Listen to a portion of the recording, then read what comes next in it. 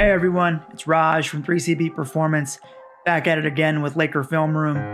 The Lakers signed guard Avery Bradley to a room exception deal with the hopes that he'll be a high-level 3-and-D player. Over the last 3 years, Bradley's defensive game has taken a serious hit, and not coincidentally, he's also been injured throughout those years and dealt multiple times. In this video, I'll detail that injury history, how it affected his game, and what he can do to get back to 100% health and stay there. Moving up to the three-point part, as over the last 3 seasons he shot 37% from distance on 4.43 attempts per game.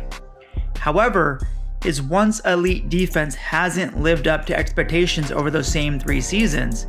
During the 2016, 2017-18, and 2018-19 seasons, his DRPM numbers were -1.72, -0.53, -1.26 respectively. This paints a picture of a declining, below-average defender. Such a decline would be natural with an aging player, since it's natural to lose a step, especially laterally, over time. But Bradley is only 28 right now, with those seasons coming during physically prime years. So the question becomes,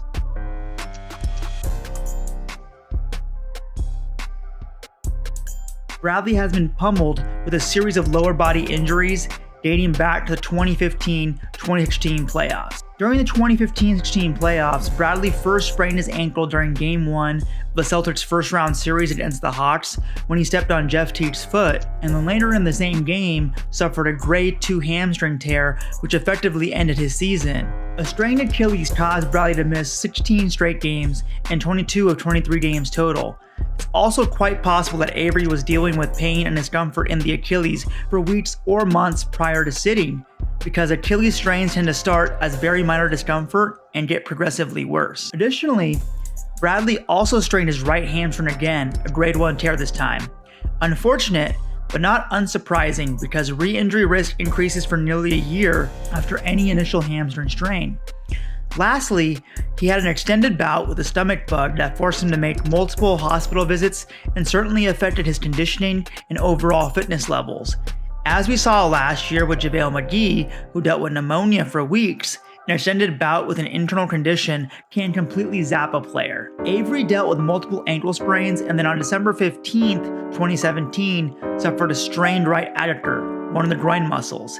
He dealt with constant soreness through February, which eventually led to a sports hernia, medically known as athletic pubalgia, and surgery that ended his 2017-18 season. Avery had yet another tumultuous season dealing with multiple injuries.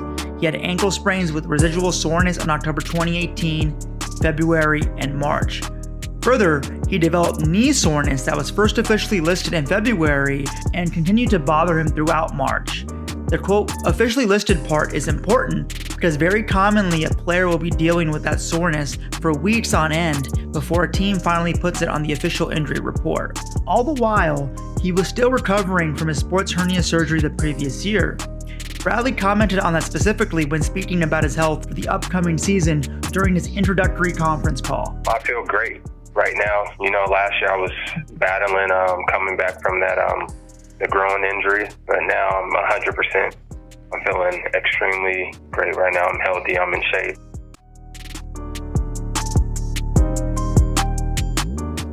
One possible reason is the constant change that Avery has endured over the past 3 seasons, as he was dealt from Boston to Detroit in the summer of 2017, from Detroit to the Clippers in 2018, and then finally from the Clippers to the Grizzlies.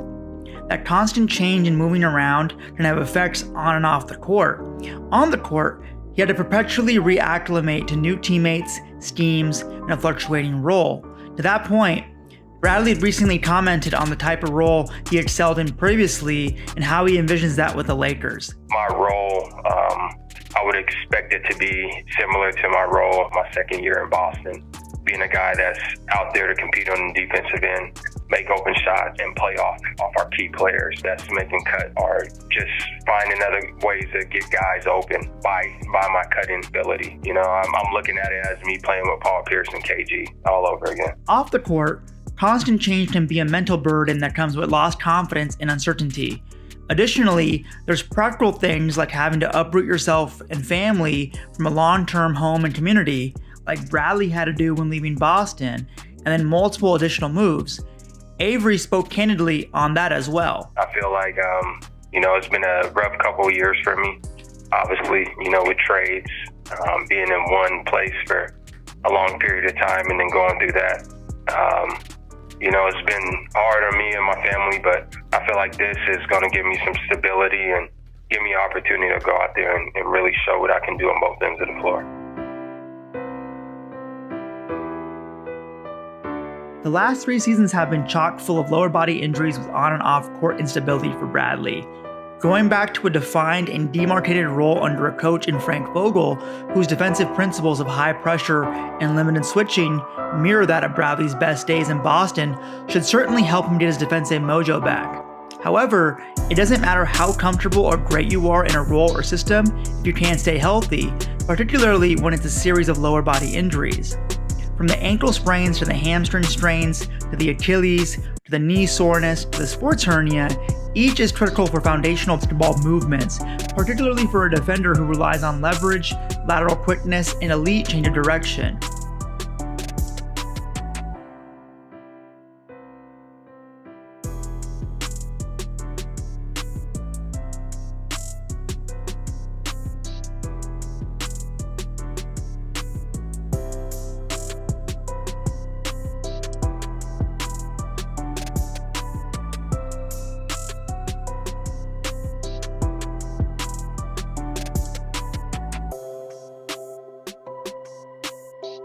It's clear that health is pivotal for him to regain his all-defensive form, and his summer training will be critical to that. That training very likely includes a combination of compound, full-body strength training, which has been shown by far to generally be the most effective way to build strength and durability while reducing injury risk, in addition to targeted training that focuses specifically on his injury history and preventing future injury. For example, the proprioceptive system is one way the body unconsciously relays signals to the brain about joint position. It uses receptors in the muscles and ligaments called proprioceptors that are activated during movement. After an ankle sprain, these proprioceptors get damaged because the ligaments and muscles, commonly the peroneal muscles, their housing gets stretched out. Accordingly, to prevent and avoid future ankle sprains, the research clearly says you need to retrain the proprioceptive system in the ankle. Eccentric calf raises are the most effective exercise to rehab and prevent Achilles tendinopathy, often called Achilles tendonitis. The highest stress on the Achilles during movement is when it has to lengthen and contract, aka eccentric contraction, during things like first step acceleration or double jumps. Eccentric calf raises mimic that aspect of Achilles functionality and build up both strength and flexibility in the tendon.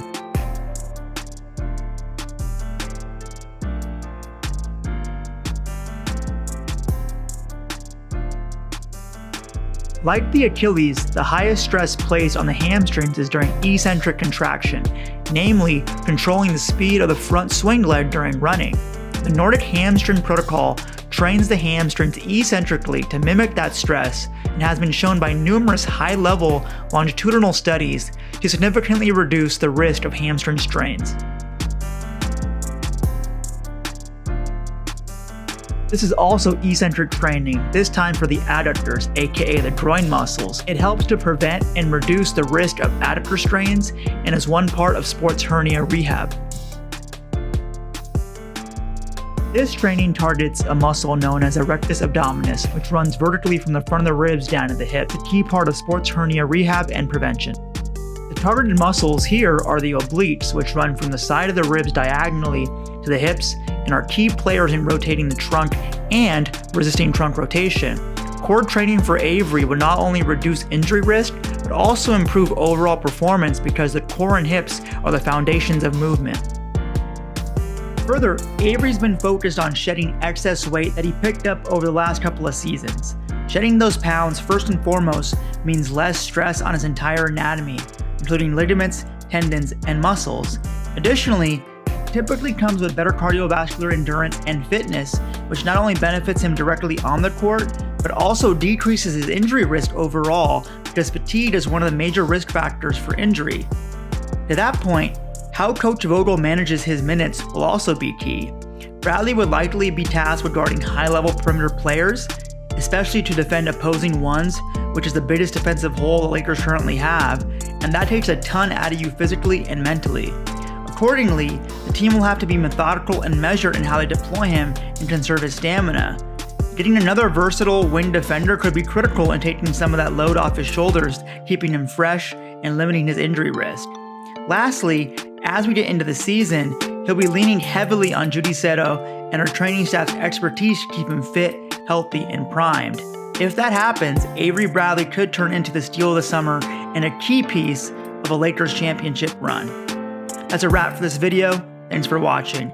My goal is to provide you with in-depth, evidence-based, narrative-free analysis. You'll always find me on IG and Twitter at 3CB Performance, along with my own YouTube channel where I deep dive into player injuries of all shapes and sizes. Make sure to sub to that channel along with subbing to this one and following LFR on all social media. 3CB out.